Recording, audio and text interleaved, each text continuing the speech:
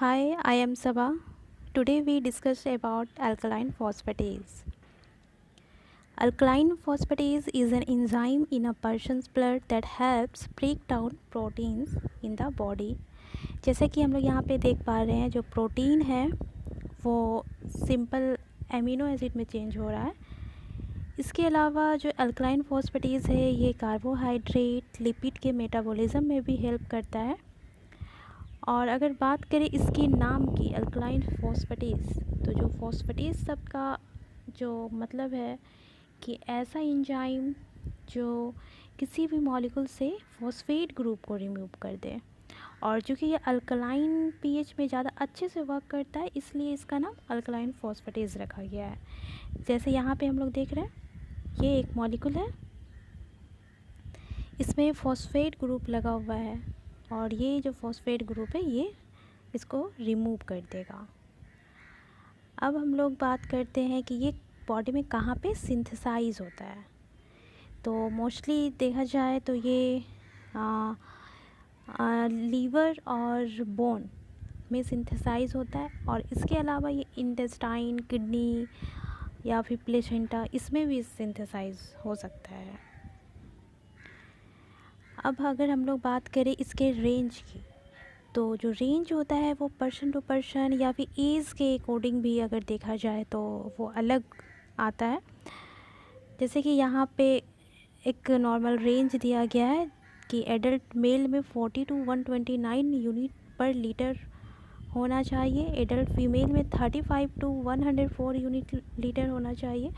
वैसे ही जो 13 ईयर से जो कम के जो बच्चे हैं उसमें 300 यूनिट पर लीटर होना चाहिए और 13 टू 17 ईयर्स के जो बच्चे आते हैं उसमें 187 यूनिट पर लीटर होना चाहिए। ऐसे कोई ये एक्यूरेट रेंज नहीं है, थोड़ा सा ज़्यादा थोड़ा सा कम हो सकता है इसमें।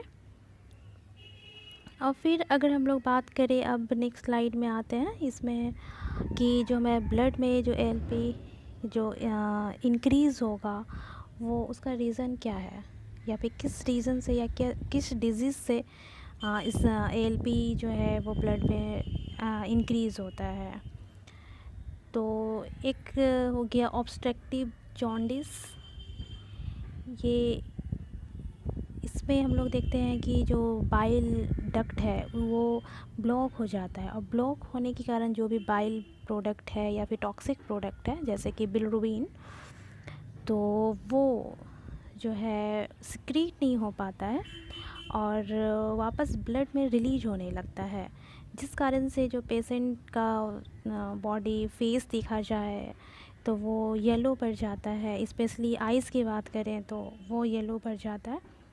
और उसके बाद जो डिज़ीज़ जैसे कि लीवर कैंसर हो गया, लीवर डिज़ीज़ में जैसे कि सिरोसिस हो गया, इसमें क्या होता है कि जो लंग्स जो है ये सॉरी लीवर जो है वो प्रॉपरली वर्क नहीं कर पाता है क्योंकि जैसे कि हम लोग यहाँ पे तो जान ही रहे हैं कि ये लीवर में एएलपी सिंथेसाइज होता है, तो सिंथेसाइज होकर ये गोल्ड ब्लेडर में स्टोर होता है, फिर बाइल डक्ट के थ्रू फिर ये स्टोमक में सिक्रीट होगा।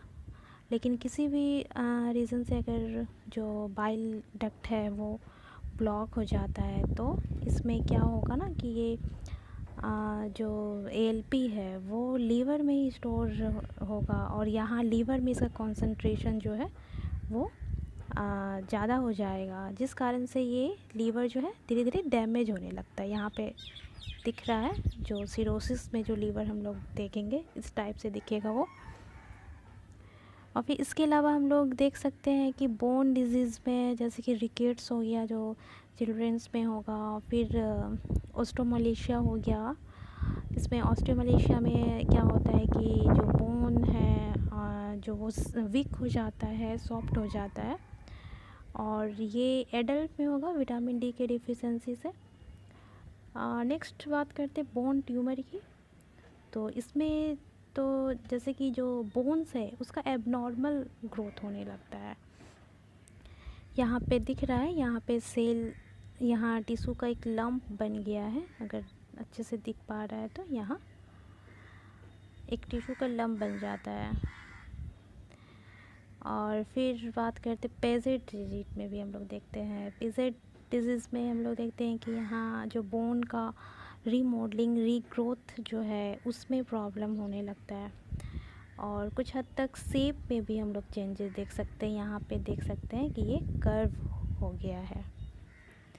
इसके अलावा इंक्रीज़ होने का कारण है कि जैसे जो भी ग्रोइंग चिल्ड्रन है उसमें भी इंक्रीज़ आ सकता है, या फिर जो प्रेग्नेंट लेडीज़ है उसमें भी जो है एलपी का लेवल जो है वो हाई रहता है। अब हम लोग बात करते हैं कि डिक्रीज़ होने के क्या क्या रीज़न है। ऐसे तो ये रेयर है, जनरली डिक्रीज़ होता नहीं है ब्लड में इसका लेवल, लेकिन कुछ कुछ डिजीज़ में ये हो सकता है, जैसे कि स्कर्बी हो गया। स्कर्बी एनीमिया में भी देखते हैं। फिर नेक्स्ट सेलिएक डिजीज़ में भी हम लोग देखते हैं। इसमें क्या होता है, जो हमारे बॉडी में जो ग्लूटेन प्रोटीन अगर आ जाए और हमारा जो इम्यून सिस्टम है उसके अगेंस्ट अगर एंटीबॉडीज़ बनाने लगता है कभी कभी, तो वो जो है वो एंटीबॉडीज़ बनाने के कारण जो यहाँ पे स्मॉल इंटेस्टाइन है यहाँ, तो इसका जो स्मॉल इंटेस्टाइन का जो विली है यहाँ जो देख रहे हैं वो डैमेज होने लगता है यहाँ पे। तो इसका डिस्ट्रक्शन होने लगेगा। और फिर इसके अलावा हम लोग मन न्यूट्रिशन में भी देखते हैं, और जिंक मैग्नीशियम के डिफिशिएंसी में भी देखा जा सकता है। और अगर नेक्स्ट अब हम लोग एएलपी टेस्ट के बारे में बात करते हैं। अगर एएलपी टेस्ट के बारे में तो एक्चुअली हम लोग क्लियर हो ही चुका है कि ये टेस्ट क्यों कराएंगे, लीवर और बोन के डिजीज़ का पता लगाने के लिए। और जो मेथड यूज़ करते हैं वो मेथड है बॉवर्स एंड एमकॉम मेथड, ठीक है। इसमें जो हम लोग सब्सट्रेट लेते हैं वो लेते हैं पारा नाइट्रोफिनोल फॉस्फेट, जो कि एक कलरलेस होता है। और ये जो पारा नाइट्रो फिनोल फॉस्फेट है, इसी से हम सीरम में मिलाते हैं। तो यहाँ जो अल्कलाइन फॉस्फेटेज जो है वो क्या करता है, इस सबसे फॉस्फेट ग्रुप को रिमूव कर देता है ना। ये तो हम लोग पहले ही जानते हैं। और रिमूव करके ये क्या बनाएगा, पारा नाइट्रोफिनोल, जो कि येलो कलर का होगा। और फिर इस तरीके से ये पीएनपी बनाता ही जाएगा। और अगर हम लोग कैलोरीमीटर में इसके कलर को रीड करें तो 410 न्यूटन मीटर लगभग आता है। और एक इम्पॉर्टेंट बात है कि ये काइनेटिक टेस्ट होता है।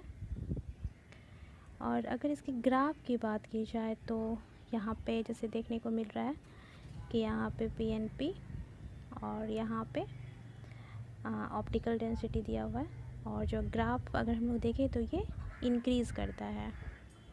ओके। और अगर इसकी स्टेनिंग मेथड की बात करें तो दो स्टेनिंग मेथड है, जैसे कि गॉमरीज कोबाल्ट मेथड, और नेक्स्ट है एजोडाई मेथड।